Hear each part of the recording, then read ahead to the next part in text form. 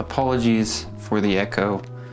I know the bathroom isn't the ideal place for this, but I wanted to share with you all this experience of scanning negatives. And what I've got for you today is a little bit of not a tutorial, but more of a scan with me session. So today we're going to be scanning this roll of Lomo 400. I shot it in my Fuji GL690. So I've got some massive 6x9 negatives to scan, and I've got to make sure that I scan them at the highest resolution possible. So I'll talk to you about that in a little bit, maybe in the second part of this video, where we talk about how I'm going to get that high resolution and kind of like converting, editing, that kind of stuff. But for right now, I've got some scanning to do. And for that, I've got my camera here. It's a Panasonic Lumix S5 II X. And it's not the highest resolution camera, but it definitely does the job. I've got this Nikon 55mm f3.5 macro lens with an extension tube on top of it.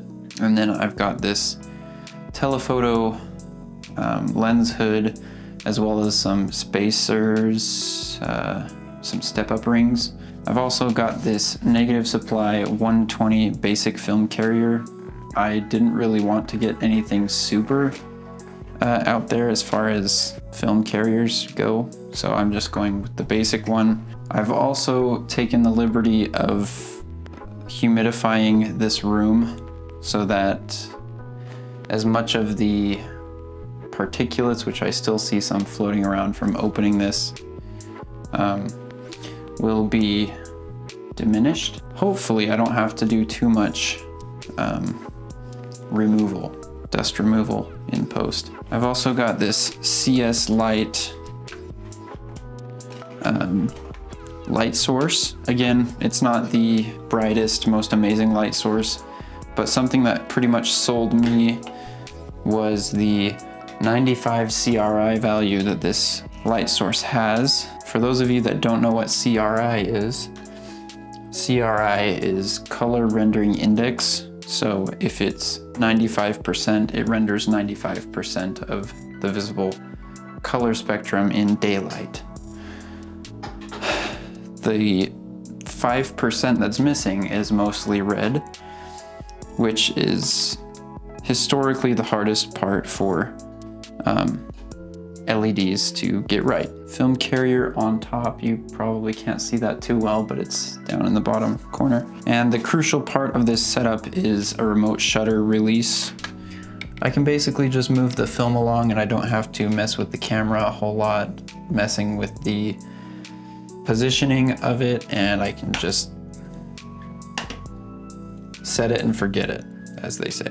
And with that, we are pretty much ready to begin scanning.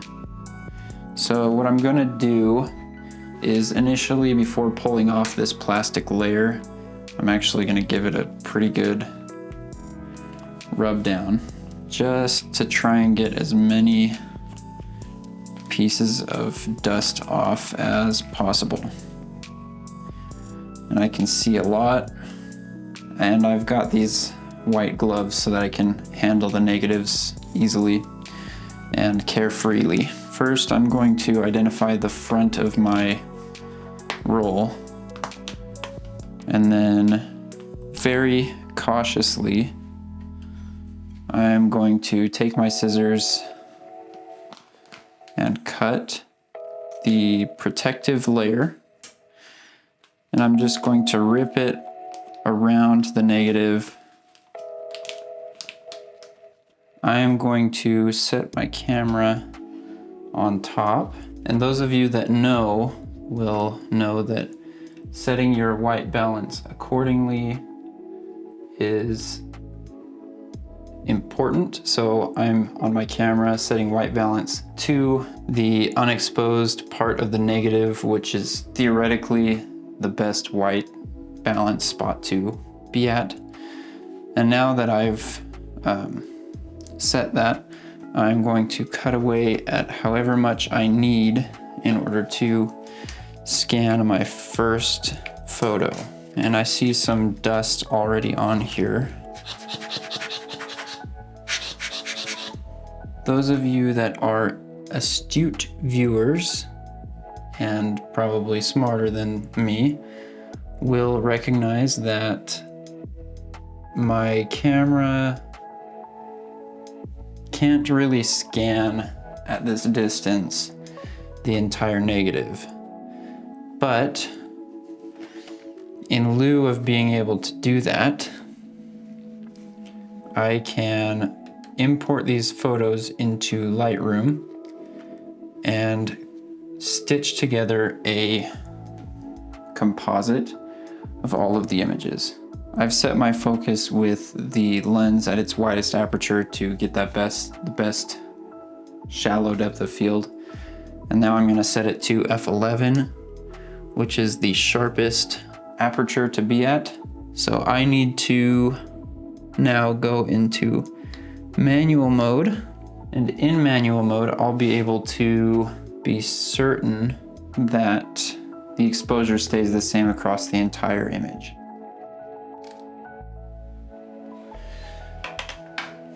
Okay, and with that image taken, I'm going to slide the film through to a point, and then I'm going to take another image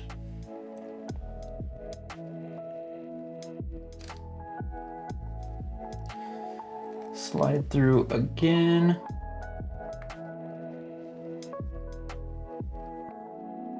and take the image, and we'll go all the way to the border, which I went a little too far. And that's the first negative. That was about 20 minutes worth of work, but I will keep going with the camera perspective and you guys can follow along that way. But I'm gonna shut off this camera right behind me and just go ham on this. That way I don't have to keep this lighting going. I can check focus easier and it all kind of goes more smoothly. But I'll see you in the next step. Welcome back. I guess welcome to the next part of this video. I apologize for the video here. I'm trying to work with what I've got and do this on a minimum time frame budget allowance. You guys will get it if you make videos too, but if you don't, then you're probably judging me hardcore. Anyways, I've got the negatives here, which I have cut and sleeved. So I'm getting ready to archive that in just a moment as soon as I figure out if these photos are going to work for what I want to do with them. So I have copied over the photos, but here I have the raw shots from the camera, which I will show in large icons here, but you can see the splits of each segment. So I've got 4 for that first one. I've got 4 for the second one. I believe 4 for this third one. I've got 3 for this third one, which I hope that works. I'm not sure why I did that. We have 4 for this fourth one, 4 for that one, 4 for that one, and 4 for that one. So hopefully this one with just 3 photos will work serendipitously. But in order to do what I am trying to show you is it's actually very simple. All right, so I'm just gonna go into Lightroom and we're going to go to File, Add Photos, and my file is on the desktop, so I'm going to go to Lomo 400 RAW, choose the folder, and I'm just going to have all these selected because they're all going to make their way in. Not sure why that one isn't up here. So as soon as we see the number of photos that we took have been imported, we're gonna go ahead and get started on the photo merge. So I'm going to position these photos upright.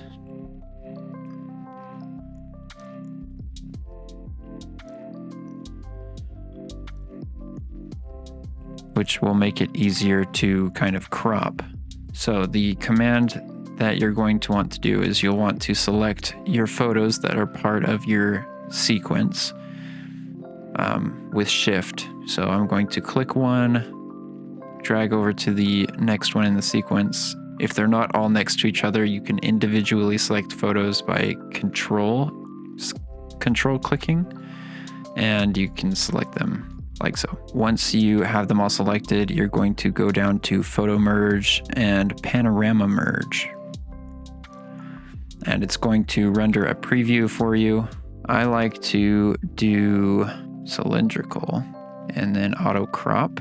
And there we get pretty much the best image that we can. So we'll merge that, and then it should poop out a photo any second now. All right, that's going to appear in this Just Now folder. Let's look at the resolution on this.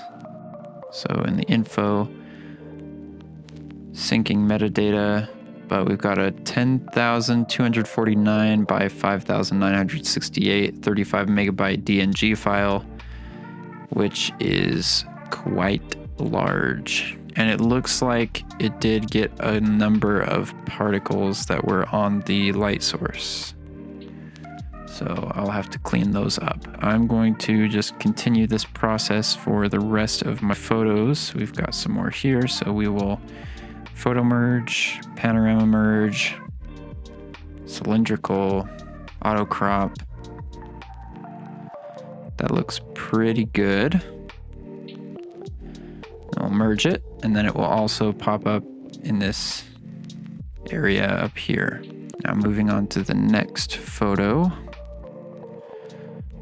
Select them, panorama merge, gathering data, cylindrical, auto crop. You got a piece of hair up there, that's fantastic. But we'll go ahead and merge that. Photo merge, panorama merge, cylindrical. Oh boy, it's not able to merge them. Different projection. Ah, thank goodness that different projection works. But we'll go ahead and merge that one. Come to think of it, I wonder if I should be using perspective instead of cylindrical. What a high resolution image. Heck yeah. When you go to all photos, your original images will be gone. They will be disappeared. So I am going to export these. Export 8 photos. Export. And now it's exporting our massive images so that we can import them into Lightroom Classic and convert them using Negative Lab Pro. I'll show you what I do to convert these in Adobe Lightroom Classic. So first up, we're gonna have to crop the image. Because I've already set the white balance in the camera, we don't have to worry about that in Negative Lab Pro for the conversion. I'm just gonna make sure, this is a 6:9 camera, so I'm gonna keep the same aspect ratio. You'll see that there's quite a bit that I'm chopping off, unfortunately. That's something I'm still hammering out, is figuring out a way to get the entire negative scanned. But for now, this is just what I'll have to do. So make sure that all of your corners are covered. And once that is covered, you'll hit R. You'll hit R to crop and enter the cropping tool and exit the cropping tool. Now to open Negative Lab Pro in Lightroom Classic, you'll hit Control-Alt-N if you're on Windows, and if you're on Mac, I believe it's Command something N. You can look it up on the website. But for this role, I've chosen to use the digital camera source, the Noritsu color model, pre-saturation, I'll just leave it at default. And I'm going to convert 1 negative. And it's already looking fairly good to my eye. For this role, I've been using the Portra preset. It just kind of adds a little bit more of an airy tone to it. I'll boost the contrast just a little bit, and I will decrease some of the brightness to make the rocks look more accurate to what they should look like. And I believe the blacks are a little off, so I'm going to pull those down just a little bit. That's looking a lot more accurate. Maybe I'll bump the brightness back up a little bit. For as far as I'm concerned, that's a fairly well converted image where we'll go through the same steps. We're going to hit R to bring up our cropping tool. I'm going to set the ratio to 2:3, which if you multiply that by 3, it's 6:9, which is the aspect ratio of the camera. Again, crop it just to make sure that we get the white out. Close with R again. And now we've got our image edge to edge. Control Alt N. Mac users, I apologize. Digital camera, Noritsu, default, convert 1 negative.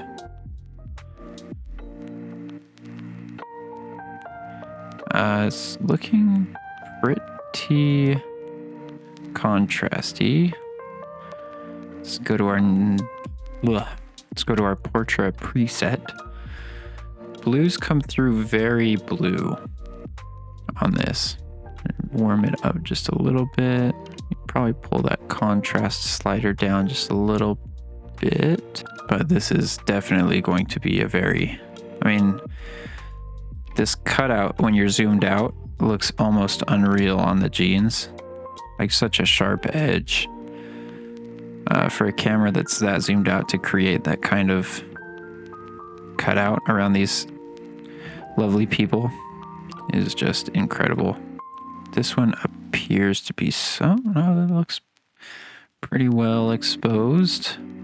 Kodak Portra, that actually does not look too bad. We'll go in here and we will export. So the location will be desktop, put in subfolder, Lomo 400. Converted, and the naming will be Lomo 400 GL 690. No video file settings, DNG full size. Yes, that is what we want. Image sizing, output sharpening none, metadata watermarking, post processing done, and export.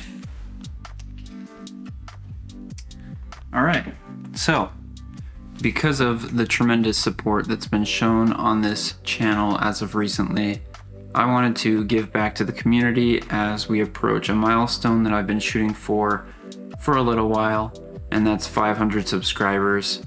And in order to give it back to the community that helps me do this and have fun doing it, I wanted to present the opportunity for one of you to win either a roll of Fuji Pro 400H, which is one of the last runs that Fuji made of this historic film, and a chance to grab this expired roll of Kodak Max, which I've shot and works very well.